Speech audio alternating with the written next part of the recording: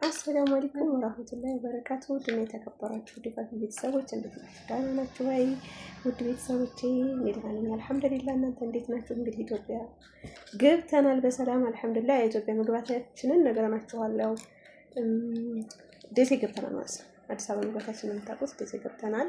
እምሳዘን ማለት ነው። ልጅ እንዲያው ይቺ ነጭ ጥብስ ተብላ ነው የመጣችው። ይቺ ደግሞ ቀይ ጥብስ እዚህ ጋር ደግሞ አለ ሚጥሚጣው እንጀራይቱ ሁለት እንጀራ ነች።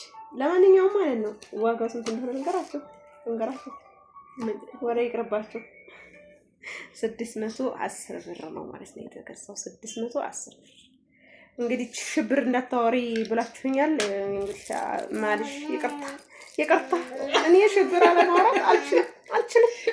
ሁለት እንጀራ በ600 ብር ገዝቼ እየበላ ሽብር አለማውራት አልችልም ማለት ነው። ለማንኛውም ይሄን ይመስላል። ያው አይደል ጥፍስ